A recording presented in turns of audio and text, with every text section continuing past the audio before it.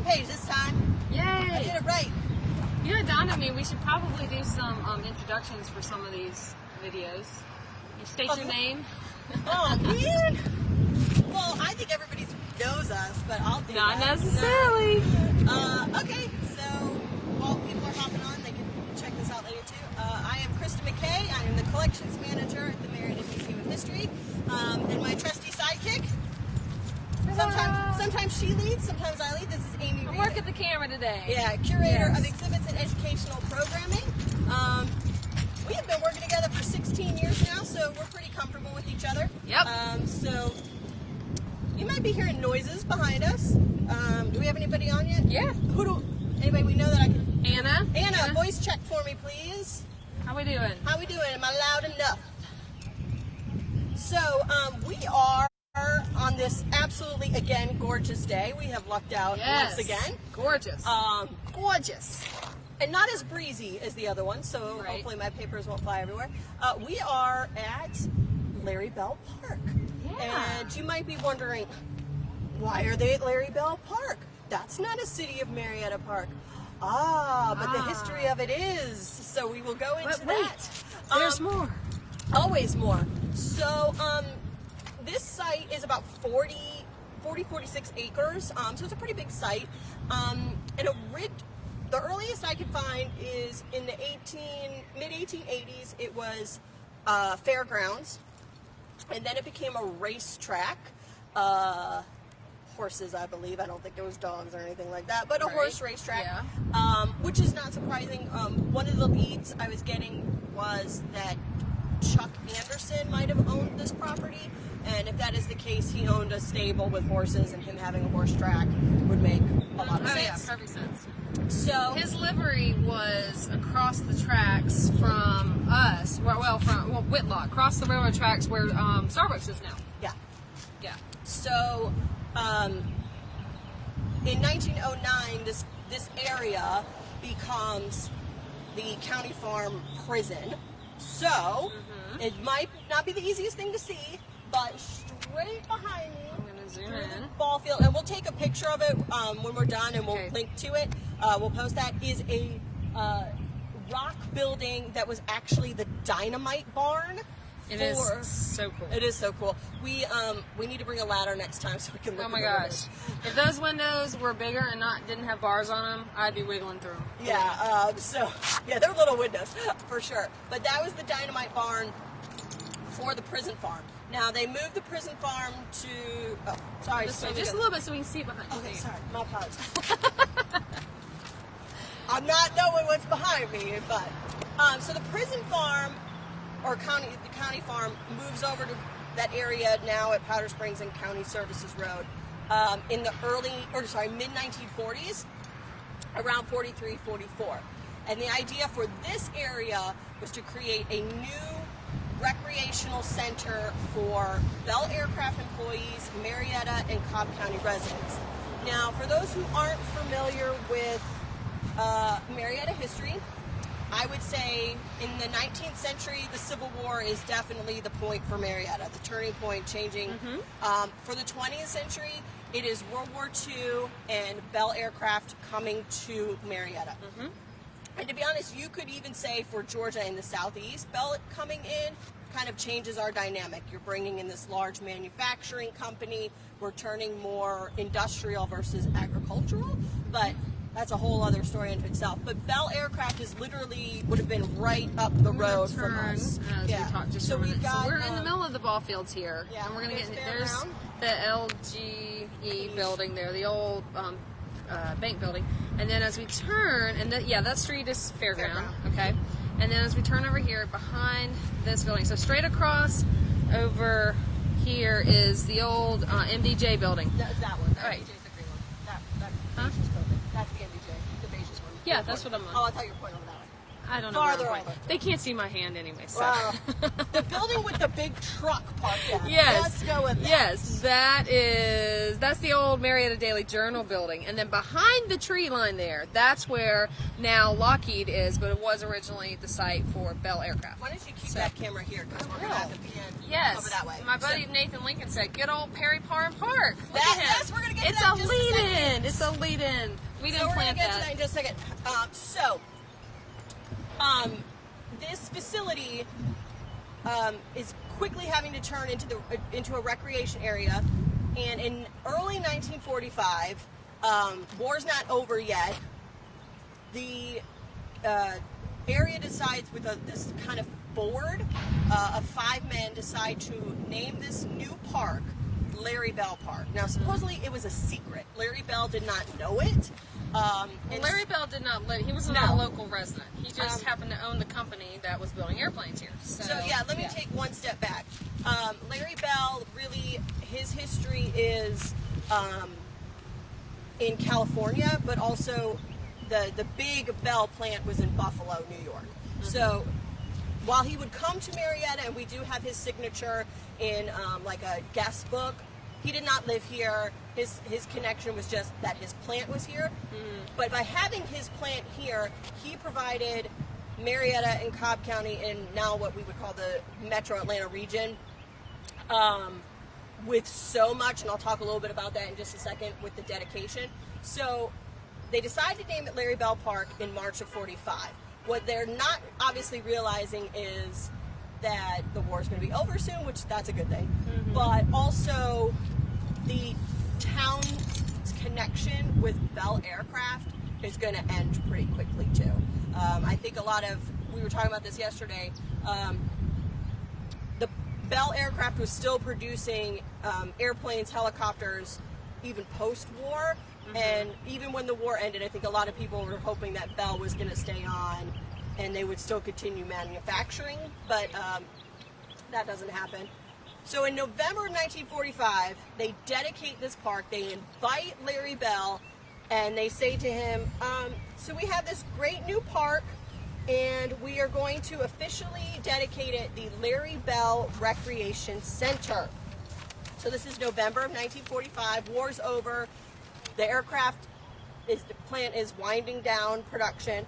So they opened a $200,000 center, which included 8 bowling alleys, basketball courts, 2 large club rooms, a snack bar, kitchen equipment with refrigerator and range, very important.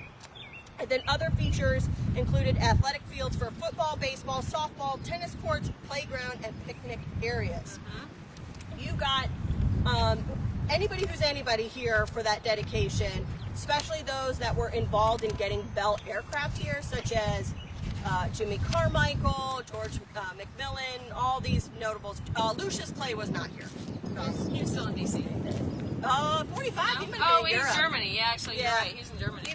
He got other things to do. He's the governor of Germany at that point. Yeah. So with the dedication, J.J. Daniel, Judge J.J. Daniel, you might have heard that name. Middle school is named after him in the county. Thanks Larry Bell, 1, for his great contribution for winning the war. 2, for his confidence and ability and willingness of the people of this region to become skilled workers. Obviously, we're changing to industry. For your confidence in Jimmy Carmichael, Mayor Blair, and George McMillan to trust them to say Marietta is a great place to bring your aircraft factory. For bringing to Cobb County more money these 3 years than we have ever had in any 3 years. And of course, you're bringing this big industry in. Yeah. And then J.J. Daniel continues on talking about what this facility is going to mean to Marietta and Cobb County.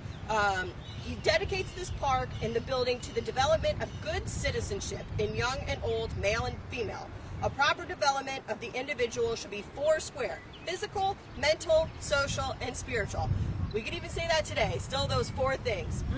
And also, he talks about maybe bringing in a Bell-built B-29. And I don't have any pictures. We were talking about, was there one here at the park? Yes, but there I was. don't have that picture. I think we have a picture. Well, if if somebody else has a picture, we're more than happy to see it. Please share it and link to it. I don't know exactly where it was, so I'm sure lots of people can jump on and say where it was exactly. I'm going to turn for a minute, Christa, back here. So most of those buildings were where our Civic Center and Aquatic Center are over there now, too, and across the street as well. Right where the Zaxby's is, I think was where right at the Loop and Fairground. Yeah, the Loop and Fairground. And so I think that the plane was over that direction somewhere, but I could be wrong. But it was over, and I think it just basically sat there till it rotted away, and it was so unsafe they had to dismantle it. I would love to know if anybody has any pieces of it. Like, surely the way people in Cobb County and Marietta I'm trying to find you. That's all right. I'm going here. I'm going back to where I was. We have a strong history of swiping things that are just being dismantled, and so in all of the homes around Marietta, there's pieces courthouse of courthouse all the important buildings that are taken down. There's still parts and pieces of them all over. So I bet there's parts of that plane as well. Somewhere, yeah. Then he also said, perhaps in our park we may soon see a demonstration of new helicopter plane, because Bell was building helicopters too. So that's why I think they thought Bell was going to stay around. Yeah. And then the last thing he says, all these facilities are intended to supplement the home, the church, and the development of these four-square Cobb County citizens, persons who will be citizens not only of Cobb, but citizens of the greater Georgia as an enduring nation and a more understanding world. So the park itself, it does include ball fields. And these ball fields, especially the ones built in the early 50s, 1951, in this area that we're in now, were originally Little League fields. And Amy and I were discussing more of this too. Little League as a brand kind of took over these fields. And organization, thank you. It's a national organization. And they were the first, per the newspapers, first in Georgia. The first Little League organization fields in Georgia were here. The name becomes the Perry Parham Memorial Fields in 1953.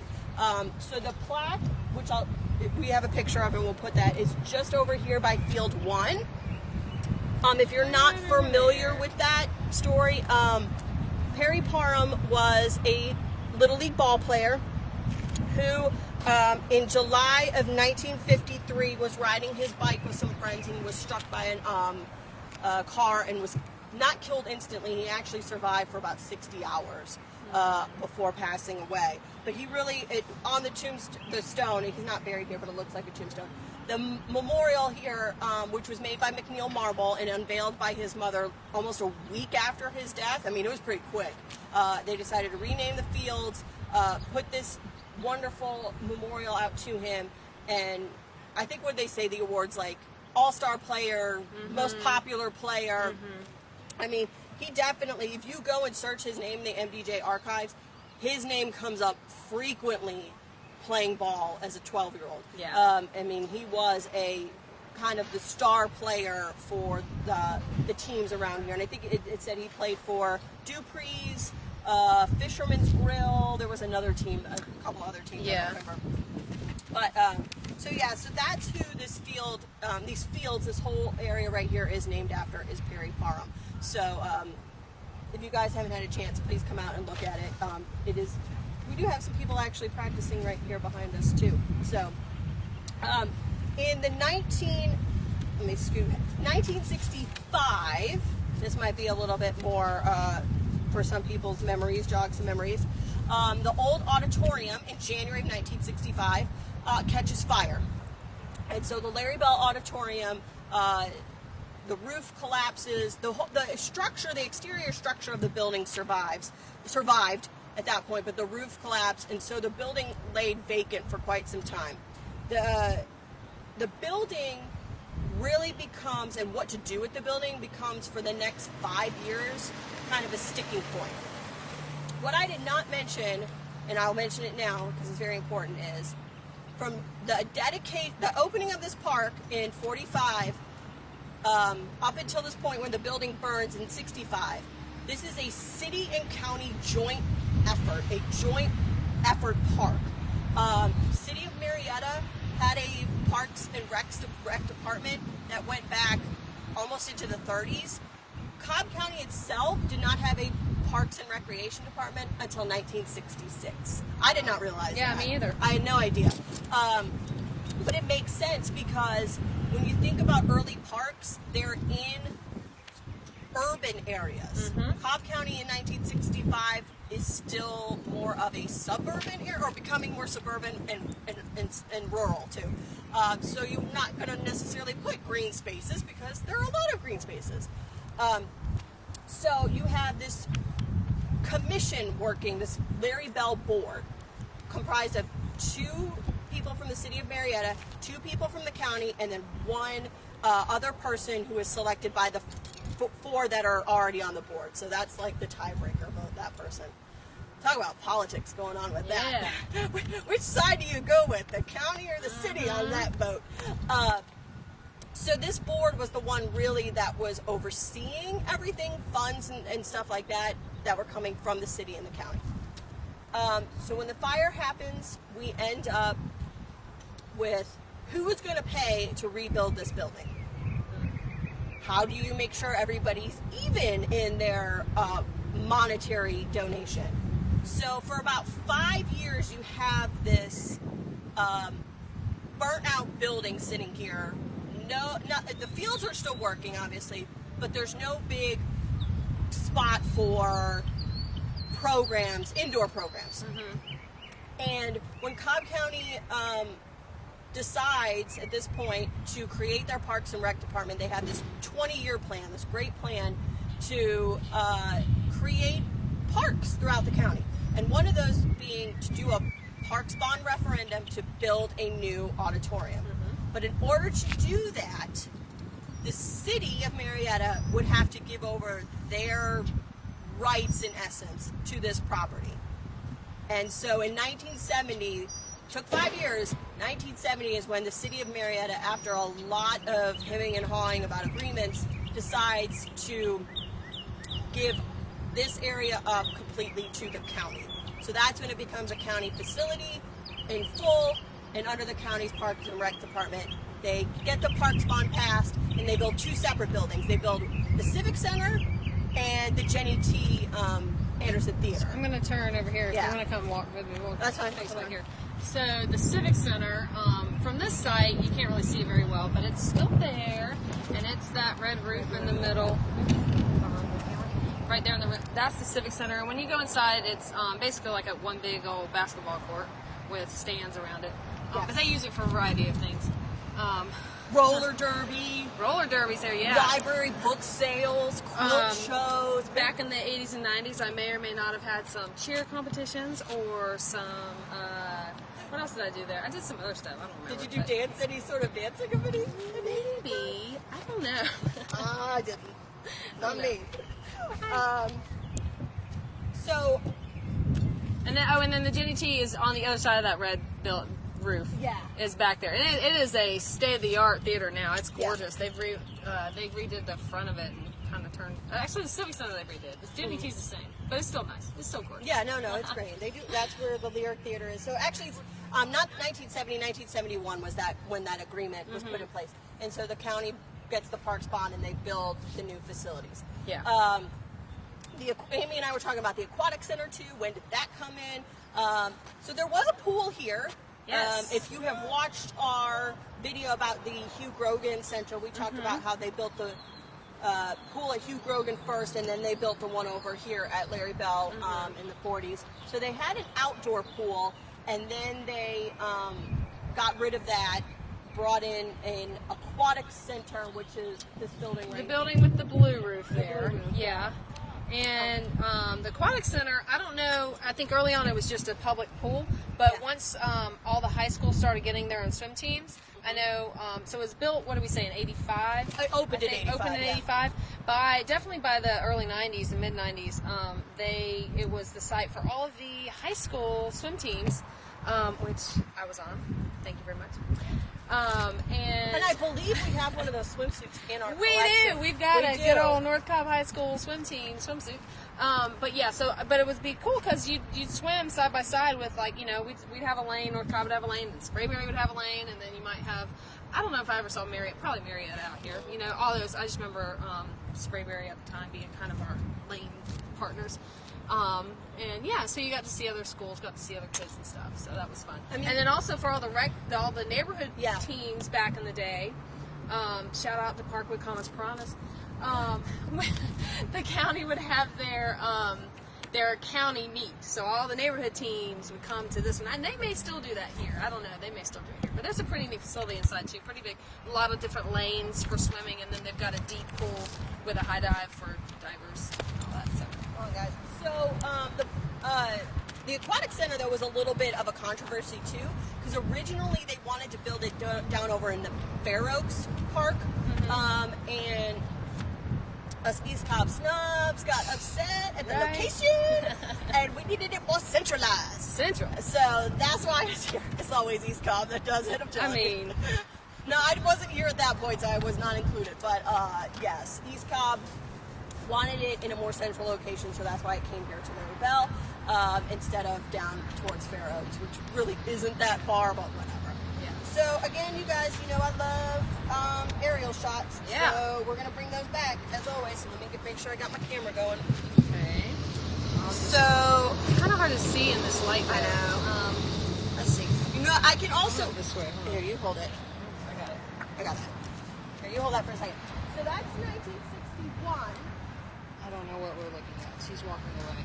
Where did she go? It's a map. It's a map. I can point. It's a point. Okay, so we've got the fields down here. So this is kind of field number 1 where we're at. Okay. This is Fairground. This is now the Loop. So you only have the one auditorium building. Okay. And then you've got some other bigger fields. Oh. And then there's some sort of track right there too. And then in 74,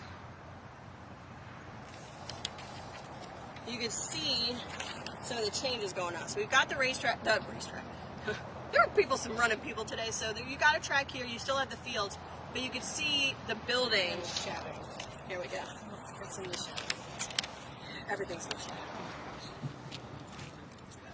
Well, and I could post pictures, but we were also talking about. Let me know if you could see this. All these buildings here on the street, Marietta Place. Right. So that's over behind the LGE building. Yeah. So behind the bus station that's there now. Yeah, off exactly. Of, the Loop. The Loop, and the other side. 83, you can still kind of see. You can see the actual buildings now, right here. Hold on, let's lift it up. Yeah. Okay. There we go. Got Jenny T, auditorium, parking lot, still a track. And that looks like that is the gymnastics building from where we're at, and then trying to figure out what they're going to do. Yeah. Aquatic-wise. But you can see Marietta Place is gone. So they started taking those out. Let me see. So 2003, not much different, but you do see the inclusion of tennis courts, track, aquatic center, gymnastics, and then you've got a larger field here too. And then can you see that little brick building? Is it? No, that's not it. It's like it's right there somewhere. Okay, it's like probably that little dot right there. Yeah. I feel like I want to walk over to that brick building and show everybody because it's so cool. Let's just walk. Hold on, let me show this last one. Well, let me show the picture. Okay. You're always trying to make me go. Sorry, I want to go. I want to go. You want to go to the building. I always want to go. Hold on.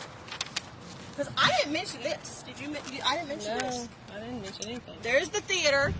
Oh, yeah. The Old Bell Theater. Yes. They got the tanks in front. This is what you would get, like, kind of telling you what movies were playing. We have a bunch of those, too. That was across the street. Yes. But it was a part of this complex. It was a part of the complex, though. Yeah. In the beginning. And then we do... Here is what the old auditorium looked like. You want to get closer? I see that? Yeah. One that burned. Yes. And then yes. And then thank you to, once again, my Joanne Ellers for saving these for me. Bless her. These are slight. Yes, she does. So this is the building, but the fire has already gutted it, so the outside's fine, but you can see where they're going to start, and this is demo. Get rid of that building. And then the last one should be, I think they're another shot. Sharon Grogan Weaver says, I remember getting the baseball from the old stadium. I was raised on Fairground Street next to the health department. Fun days at Larry Bell. Fun. You got that baseball? I know, yeah. You want to donate that? We'll take that. But here you guys can see a little bit more of the demo, and then I don't know who these guys are, but we could post a picture of this picture, and if anybody could try and identify these guys, because, you know, what do you do before demo? You take a picture. Yes, you do. So, all right, so once again, she wants to go in a building, but she's not going to be able to because that would be... I can't get in it. No, you can't. No. You But try, here. though. You keep walking. I got to grab my stuff. But keep walking. Okay, she's got to get her stuff, so we're going to walk. I know it's going to take a minute, but it's so cool, this building. You can tell so this is a prison farm building that we're walking to. And it's going to take me a hot minute to walk around the corner there. But, yeah, but speaking of the baseball, and, Sharon, this area was called the racetrack for years. Okay, so early on in our video, Christa, one of the first things she mentioned was that early on, I think, she's not with me, I think the year was, what years was it, the fairground and racetrack? It was the fairgrounds probably between 1884 and around 1893, because I see it listed as racetrack from like 1892, 93 till 1909. Okay. So it was a racetrack. We're assuming horses. Yeah. No, I definitely horses, because they talk about having races. That's right. And they talk about having like races with, I don't know, like Ben-Hur style with like chariots and stuff. Chariots. Yeah, let's recreate that. Yeah. She says we turn them baseballs in to get money. Oh man. What? That's a good story, though. Well, do you have pictures or anything? Hold on, you can turn the baseballs in to get money? Man, I got 1,000,000 balls in my house. If I could do that I don't know now. if you could still do that. I don't know. You can't. But that's a good idea, though, for balls that go missing at tournaments and stuff. Turn them back in for money. Those kids would hand them over in a heartbeat. Yeah. So this building, this dynamite building, I had also read too that it might have been kind of like, if anybody's ever watched The Great Escape, Dracula. Keep the prisoners on lockdown in that building. Yeah. Because, you know, times were different. They were. You know, we're about to round the corner here, but real quick, too. Baseballs, uniforms, anything you guys have. We really don't have a lot. Or even anything from the rec center. If someone earlier mentioned that their dad wrestled here in the 50s. Sorry I didn't cut Christa off to mention you, but I know. So, but someone mentioned that they did that. So if you have anything at home to, you know, uniforms or photographs or baseballs or baseball equipment, cleats, gloves, anything like that that was used out here, that's a great way to document the history of this place. And like I said, we did last year, that was last year, right? Our exhibit, our Spalding exhibit. We did an exhibit on Spalding. It was a travel exhibit, Spalding baseball. And I was looking for local stuff to add to it. We really didn't have a whole lot, so that would be great. Let's see. Sharon said, 1 penny was a lot of money back then. I guess it was. Yeah, it was. That's right. Candy for that penny. That's right. All right, I'm going to turn the camera around now. I think you're going to show that pole. You're not I know, it's right here. Oh. So, look at this building up close. The You gotta show the brickwork, door, too. I know. So we're thinking this was, if it was built for the prison, we're looking at maybe as early as when? 1909. 1909, maybe. And here's the window that I think the other one I on the tried other side's a hopping little in. bit better. Yeah, I'm gonna see if we can see anything. We probably can't see anything. Nothing. I know, but I tried. Now, just wait till y'all see this door. It is so cool. It is so cool. Hold on. I'm so happy they kept it here. Who knows what they use it for? Look at that door. Oh, This is so hard it to says do. patent pending. Patent is pending. We're not sure if it's gonna work yet or No, but not. that's okay. But look at that. I mean, it's got a more modern lock on it, but the door itself, just the look at these. hinges, like this is definitely prison farm. I mean, Yeah, this somebody's is- getting locked in there, seriously. And then you just have your little bitty jail cell holes to look out of. Like, they say they were storing dynamite in here, but Yeah, we'll pour dynamite, yeah. But yeah, I bet they were throwing some people in here too at some point. That's right, they were. So it's just a cool, but you don't find a lot of these buildings left that are just hanging here. If anybody knows anybody that works at the Cobb County Parks, you know, might know a little bit more history about it or what they use it for now. Again, couldn't get in Probably nothing, because this lock looks pretty it. rusty. Yeah, they probably ain't using it for much. But, you know, it could be, I mean, I'm going to say 1909, but based off of the rock building over by Lewis Park, it could be a CCC. It could be. I mean, that's 1930s typically, works that's progress. typically when your WPA projects are typically rock like this. So you're right. It could very well be that they built it here before they. But there could have been another building here first, like they just made something a little bit more substantial. Yeah. So I just, you know what? If they ever do tear this down, I just want that to go. that door will be heavy. I don't care. We got heavy stuff. I know. We had something heavy fall on us the other day. Oh, Yeah. only for you people. We move things around, and sometimes the artifacts don't like it, and it was not happy. But we did it for you, and it looks wonderful now. Yes. So, okay, two things. Because I'm gonna wrap this up. Guess what? We're going live again tomorrow. Yes, twice in 24 hours. But tomorrow's gonna be a little bit different. Yes. Not a whole lot. We're not gonna be outside. But we are going to be in our building. We're going to be doing our Remember When Club. Sorry, I got a little bright. Remember When Club, our virtual edition with our very special guest. So 10:30 tomorrow morning. Same Facebook Live channel. Our Marietta Museum. We're talking about the Glover Park renovations. If you guys have any questions about that from the 80s, feel free to submit them. We'll go into a little bit of history of Glover Park. Yeah, too, for sure. You know, but a lot of pictures. Yes. So we'll see if we can see evidence of tunnels. Yeah, I don't know about that, but you never know.